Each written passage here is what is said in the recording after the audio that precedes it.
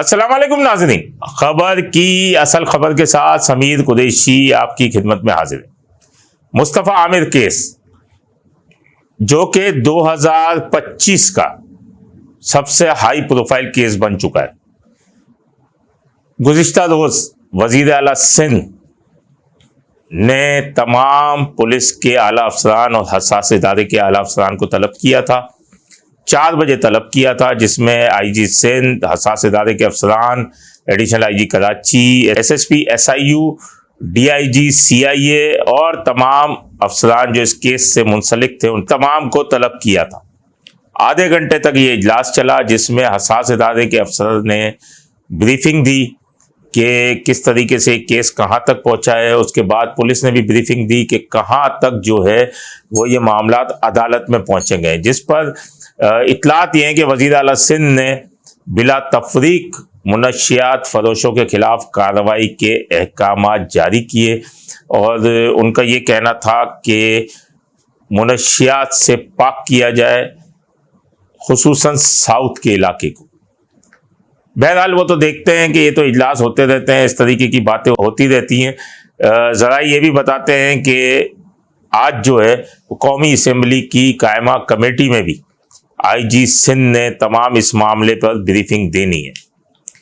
उसके बाद additional IG Karachi ने एक नोटिफिकेशन जारी किया है कि अरमगान केस के ऊपर जो है खुसूसी टीम तश्कील दी है, जिसका नोटिफिकेशन जारी हुआ है। इसके सरबराह डीआईजी सीआईए मुक़द्दस हैदर होंगे। इसके मेंबरान में एसएसपी सीटीडी ऑपरेशन इरफान बहादुर और उसके अलावा एसएसपी एवीसीसी अनिल हैदर, कैस खान, अनिला राजपर, अजहर जावेद, ये इसमें ये तमाम टीम शामिल है। और जो उसके अरमगान के साथियों के हवाले से भी छानबीन करेगी, दोस्तों के हवाले से छानबीन करेगी और जो मुनशियात के डीलर्स हैं उनके बारे में भी छानबीन करेगी। ये केस जो है इंतहाई हाई प्रोफाइल है, जिसमें अरमगान जो है वो कातिल भी है, साइबर क्रिमिनल भी है और इसके अलावा ड्रग डीलर्स का साथी भी है। इस केस के बाद तमाम ड्रग डीलर्स जो थे, 20 के करीब जो बड़े नाम हैं, वो इस मुल्क से फरार हो चुके हैं। जो हमने आपको गुज़िश्ता प्रोग्राम में बताया था कि वो फरार हो चुके हैं। लेकिन अब बात यह है, जो फरार हो चुके हैं और उसके अलावा जो यहाँ इस मुल्क में हैं, उनको कोई हाथ लगाने की जुर्रत भी नहीं कर सकता और उनके नाम सामने आ जाए तो पुलिस क्या, और बस ये कह सकता हूं मैं कि पुलिस के पर जलते हैं, उनको हाथ भी नहीं लगाया जा सकता, इतने बड़े नाम हैं। लड़कियां जो हैं जुमा और एंजेलिना, उनके बयानात कलमबंद करने थे, शायद पुलिस ने कर भी लिए हों। और जुमा की तो बहुत सारी चीज़ें सामने आ गई, हमने आपके सामने बताई भी थी, लेकिन उनके अहले खाना गवाही देने की पोजीशन में नहीं है, क्योंकि लाजमी है वो तमाम काम, उनकी तस्वीरें, उनकी वीडियोस वो अरमगान के पास है। दूसरा, ड्रग डीलर्स, उनसे कैसे वो, जिसको हम आम फहम अल्फाज में कहते हैं पंगा लें, वो कैसे पंगा ले सकते हैं। लेकिन ये कमेटी बना दी, जो कमेटी छानबीन करेगी, तमाम चीज़ें करेंगी।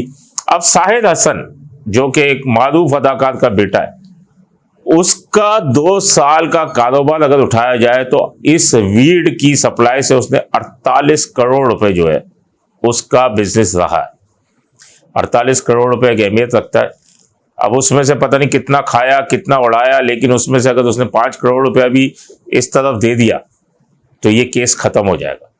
लेकिन हमारी राय में इस केस पर जेआईटी बननी चाहिए थी। तो इस जेआईटी में इंटेलिजेंस ब्यूरो, एफआईए और एंटी नार्कोटिक फोर्स को लेना चाहिए था, क्योंकि ड्रग डीलर्स का काम है वो एएनएफ देखेगी, साइबर क्रिमिनल है उसको एफआईए देखेगी, और आईबी ने इस तमाम केस में पुलिस का साथ दिया। तो इन तमाम चीज़ों के अंदर इन तीनों को साथ लेना चाहिए था। अगर इन सब को शामिल नहीं किया जा रहा तो आप समझें ये केस ख़त्म हो गया, क्योंकि पहले ही इस केस में कई पॉजेस आ गए हैं जहां गवाह भी उन्हें बनाया गया है जो कि उसके मुलाजिमिन थे। तो ये केस आगे चलता हुआ इतना नजर नहीं आ रहा। देखते हैं इस ज़िम्न में जो भी आगे इंकशाफात होंगे हम अपने नाज़रीन को आगाह करते रहेंगे। अपने होस्ट समीर कुरैशी को इजाज़त दीजिए। अल्लाह निगहबान।